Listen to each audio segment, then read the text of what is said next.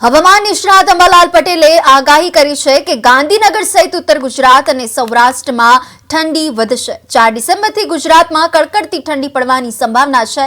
તમિલનાડુ અને દક્ષિણના રાજ્યોમાં ફેંગલ વાવાઝોડું ત્રાટકવાનું છે। વાવાઝોડાની અસર ગુજરાતના કેટલાક વિસ્તારોમાં પણ જોવા મળશે। ગુજરાતનું પાટનગર એટલે કે ગાંધીનગર સહિત ઉત્તર ગુજરાત અને સૌરાષ્ટ્રમાં 4 ડિસેમ્બરથી કડકડતી ઠંડી પડશે। હવામાન નિષ્ણાત અંબાલાલ પટેલે કહ્યું છે કે તમિલનાડુ અને દક્ષિણના રાજ્યોમાં ફેંગલ વાવાઝોડું ત્રાટકશે, જેની અસર ગુજરાતના કેટલાક વિસ્તારોમાં પણ જોવા મળશે। તેમણે કહ્યું કે 4 ડિસેમ્બરથી ન્યૂનતમ તાપમાન ઘટીને 8 થી 10 ડિગ્રી નોંધાશે। ગાંધીનગર અને ઉત્તર ગુજરાતમાં વાદળછાયા વાતાવરણની વચ્ચે ઠંડીમાં વધારો થશે।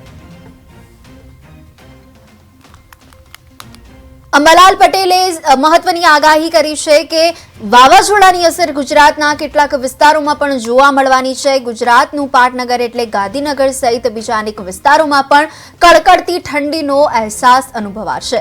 4 ડિસેમ્બરથી ન્યૂનતમ તાપમાન ઘટીને 8 થી 10 ડિગ્રી પણ નોંધાશે અને વાતાવરણમાં ઠંડીનો માહોલ જામશે।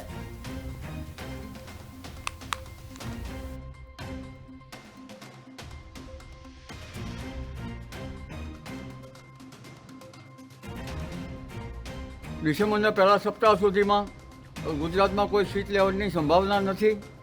આમ છતાં સવારના ભાગોમાં ઉત્તર ગુજરાતના ભાગો, મહેસાણા બનાસકાંઠાના ભાગો, સાબરકાંઠાના ભાગોમાં ન્યૂનતમ તાપમાન લગભગ 12 ડિગ્રી સેલ્સિયસ જેવું રહેવાની શક્યતા રહેશે। કોઈ ભાગમાં 13 ડિગ્રી સેલ્સિયસ જેવું થઈ જવાની શક્યતા રહેશે અને 4 ડિસેમ્બર પછી લગભગ ન્યૂનતમ ઉષ્ણતામાન તાપમાન થોડુંક વધવાની શક્યતા રહેશે અને 8 થી 10 ડિસેમ્બર વચ્ચે ન્યૂનતમ તાપમાન કોઈ ભાગમાં 15 થી 16 ડિગ્રી સેલ્સિયસ જેવું રહેવાની શક્યતા રહેશે। પંચમહાલના ભાગોમાં પણ સવારના ભાગમાં ન્યૂનતમ તાપમાન 12-13 ડિગ્રી સેલ્સિયસ જેવું રહેવાની શક્યતા રહેશે।